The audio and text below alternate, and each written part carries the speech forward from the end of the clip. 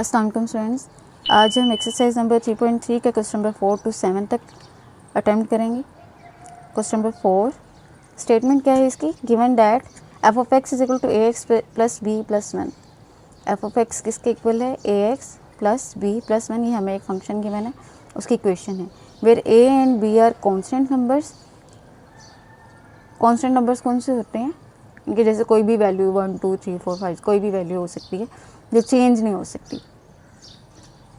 आगे क्या है? If F of 3 is equal to 8। F of 3 की वैल्यू हमें यहाँ पे दे दी है, ठीक है। कोई फंक्शन है जिसमें एक्स की जगह पे, वेरिएबल की जगह पे 3 पुट किया तो उसकी वैल्यू आ गई 8, ठीक है। एफ ऑफ 3 की वैल्यू गिवन है 8, एफ ऑफ 6 की वैल्यू गिवन है 14। Then find the values of A and B. अब आपने ए और बी की वैल्यूज़ फाइंड करनी है, ठीक है। गिवन क्या है यहाँ पे? हमारे पास f of x equal to A x plus B plus 1। क्या करेंगे अब यहाँ पे?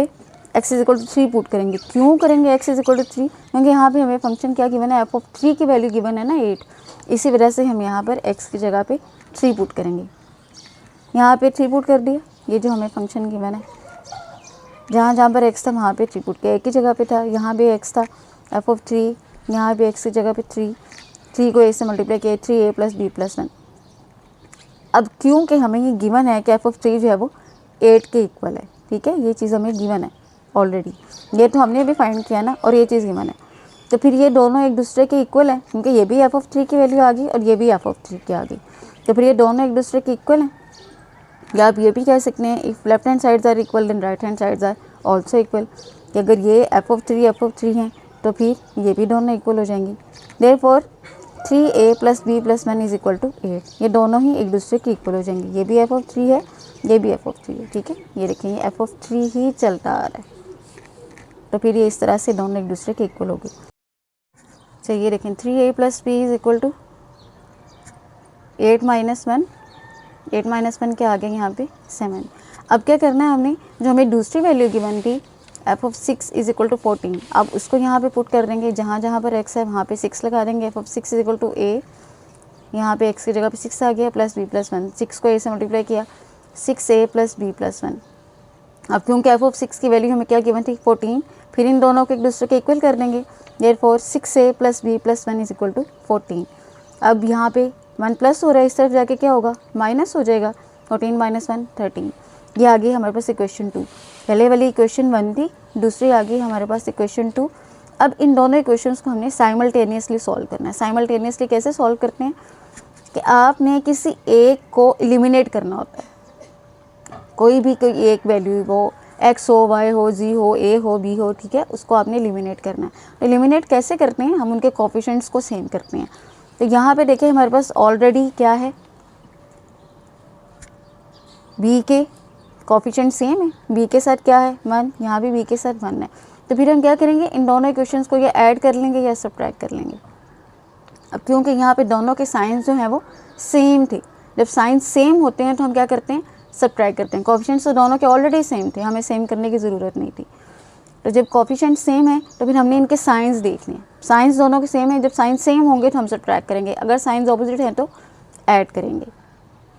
तो यहाँ पे साइंस सेम थे। Subtracting equation 1 from equation 2, from 2, तो इक्वेशन 2 ऊपर आएगी और इक्वेशन 1 नीचे आएगी, ठीक है।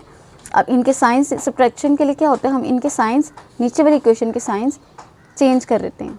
ये प्लस था, माइनस हो गया, ये प्लस था, माइनस से भी प्लस था, माइनस, साइन चेंज हो गया। 13 माइनस 7 क्या आ जाएगा? 6। ये कैंसिल हो जाएंगे। Same values with opposite signs are cancel.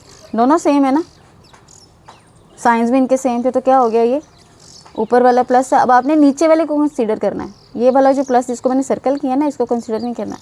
Same values हैं, साइंस ऑपोजिट हैं, तो क्या होंगे? कैंसिल हो जाएंगे। 6 माइनस 3, ये आ गया 3a, ठीक है। अब तो यहाँ पर मल्टीप्लाई हो रहा है, इस तरफ जाके क्या होगा?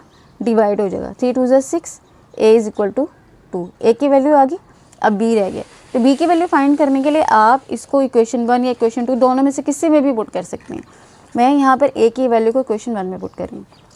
ये देखिए, इक्वेशन क्या थी?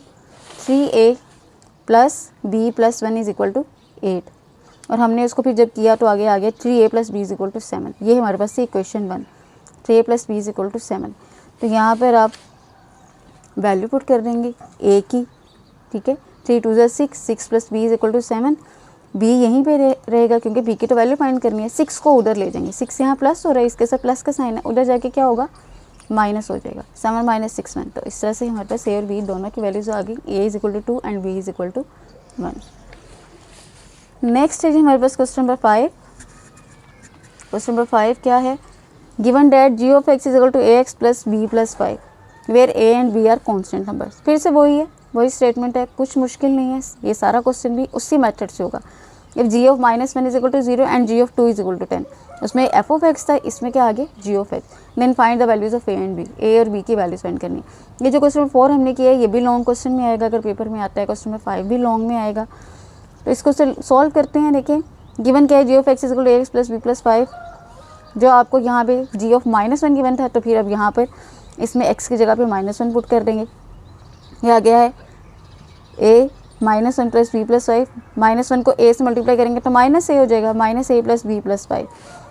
अब जी ऑफ -1 की वैल्यू क्या गिवन थी हमें, 0, ठीक है, तो दोनों एक दूसरे के इक्वल हो जाएंगे, -a plus B plus 5 is equal to 0। ये 5 यहाँ प्लस हो रहा है, इस तरफ आके माइनस हो जाएगा, ये बन जाएगी इक्वेशन 1। अब दूसरी वैल्यू क्या गिवन थी, जी ऑफ 2 की, जी ऑफ 2 इज इक्वल टू 10। अब फिर से इसमें क्वेश्चन क्या करेंगे, अब देखें जी ऑफ 2 हमारे पास था 10, क्योंकि जी ऑफ 2 की वैल्यू, तो जहाँ जहाँ पर x है वहाँ पर हम 2 पुट कर देंगे। तो ये a into 2 plus B plus 5, a को 2 से मल्टीप्लाई करेंगे 2a प्लस बी प्लस 5। अब जी ऑफ 2 की वैल्यू क्या गिवन थी 10, 2a plus B plus 5 is equal to 10 हो जाएगा। यहाँ पे देखें 5 यहाँ प्लस हो रहा है, इस तरफ जाके माइनस हो जाएगा, 2a plus B is equal to 10 minus 5 क्या आ जाएगा यहाँ पे 5।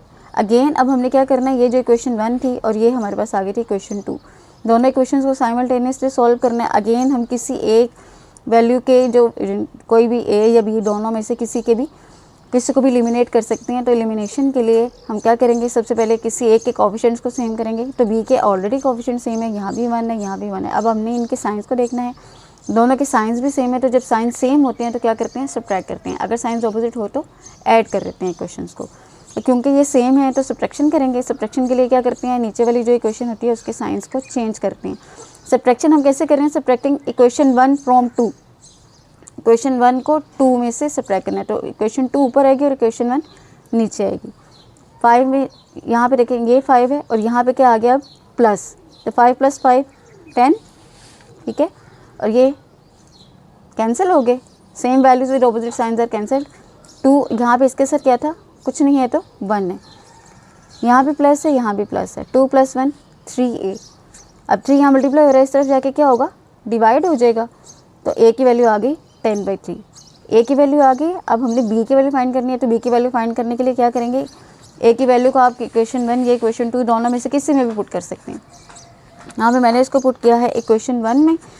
ये इक्वेशन 1 क्या थी हमारे पास, -a plus b is equal to -5। तो a की जगह पे माइनस वैसे ही था इक्वेशन में, a की वैल्यू आई थी 10/3, तो 10/3 यहाँ पे पुट कर दिया, 10/3 plus b is equal to -5। 10/3 यहाँ पर माइनस का साइन है, उस तरफ जाके क्या होगा, प्लस हो जाएगा। अब फ्रैक्शन है तो फ्रैक्शन में क्या करते हैं, यहाँ पे इसके नीचे क्या है 1, 3 और 1 का एलसीएम लेंगे तो 3 आ जाएगा। अब हमने इनको सेम करना है, जैसे यहाँ पे 3 है तो इसको भी 3 बनाना है। तो 1 को किसके साथ मल्टीप्लाई करेंगे तो 3 आएगा, 3 के साथ ही करेंगे ऑब्वियसली। तो जब अगर नीचे 3 के साथ कर रहे हैं तो ऊपर भी 3 के साथ मल्टीप्लाई कर देंगे। तो ये क्या हो गया, ये अगर 3 हो गया तो ये क्या हो जाएगा -15। यहाँ ये ऑलरेडी 3 है, ये भी 3 है, तो ये भी 3 है, तो ये +10, 10 जो है वो ऐसे ही आ जाएगा। प्लस माइनस, -15 में से 10 माइनस करेंगे 5, साइन कौन सा आएगा, जो ग्रेटर के साथ है, ग्रेटर के साथ माइनस है तो माइनस आएगा। तो b की वैल्यू आ गई -5/3। अब ये a क्या है 10/3 और b क्या आ गया है -5/3।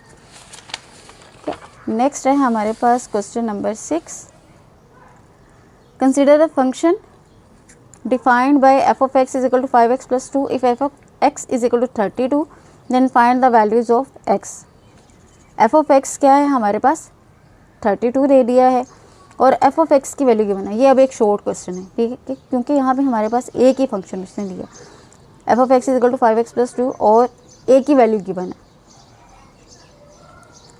अब देखिए गिवन एफ ऑफ एक्स क्या है 5x + 2 और एफ ऑफ एक्स की वैल्यू 32 भी दे दी है। तो क्या है, अगर ये एफ ऑफ एक्स है ये भी एफ ऑफ एक्स है, ये दोनों अगर इक्वल है तो ये दोनों साइड्स भी इक्वल हो जाएंगी। सो 5x + 2 = 32, 2 यहाँ प्लस हो रहा है इस तरफ जाके माइनस, 5x = 30, 5 यहाँ मल्टीप्लाई हो रहा है इस तरफ आके डिवाइड, तो ये क्या हो जाएगा 5 × 6 = 30, x = 6। नेक्स्ट है question number 7, last question of this exercise. Consider the function f of x = cx² + d where c and d are constant numbers। c और d क्या है, constant numbers हैं। if f of 1 = 6 and f of -2 = 10, ये वैसे ही जैसे हमने question number 4, 5 की है। Then find the values of c and d। अब हमने यहाँ पर c और d की वैल्यूज फाइंड करनी है, पहले a और b की थी, अब इसमें c और d की। Given f of x = cx² + d, value किसकी गिवन है f of 1 की, तो x की जगह पे 1 पुट कर देंगे। f1 c, यहाँ पे 1 के ऊपर स्केयर आ गया, तो 1 का स्केयर क्या होता है 1, c को 1 से मल्टीप्लाई करेंगे c + d, ठीक है। ये आ गई हमारे पास इक्वेशन 1। 1 का स्केयर यहाँ पे 1 है, ठीक है, c को 1 से मल्टीप्लाई किया c + d, ये बन गई हमारे पास इक्वेशन 1। अब क्योंकि f of 1 की वैल्यू हमें क्या गिवन थी 6 गिवन थी, हम उसी वैल्यू को यूज़ करेंगे सिंस f of 1 = 6, तो फिर ये दोनों एक दूसरे के इक्वल हो जाएंगे। सो c + d = 6। दूसरी हमें ये आ गई क्वेश्चन 1। दूसरे में क्या गिवन थी वैल्यू x की -2, ठीक है, यहाँ देखें हमें क्या गिवन था f of -2। तो यहाँ पर अब हम क्या करेंगे, f of x में जहाँ जहाँ पर x है वहाँ -2 पुट कर देंगे, put x = -2 in f of x। यहाँ पे -2 आ गया, यहाँ पे -2 आ गया। -2 जब हम यहाँ पे स्क्वायर लेंगे, माइनस के ऊपर जब स्क्वायर आता है तो प्लस में चेंज हो जाता है, 2 का स्क्वायर क्या हो जाएगा 4, c को 4 से मल्टीप्लाई करेंगे 4c + d।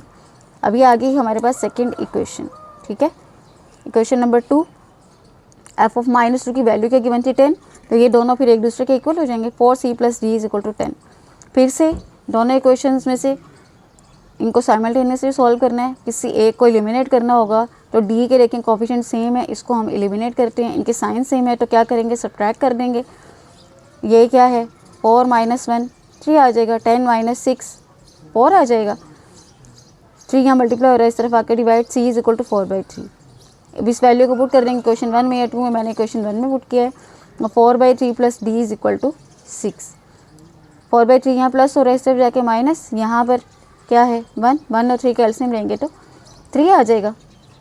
अब इसको भी हमने 3 बनाना है और ये तो ऑलरेडी 3 है, तो यहाँ इसको नीचे 3 के साथ मल्टीप्लाई करेंगे तो ऊपर भी 3 से करेंगे। अब 6 3 ऊपर क्या आ गया 18, 18 - 4 14/3, तो c क्या हो गया 4/3 और d हो गया 4/3। ओके जी, अल्लाह हाफिज़।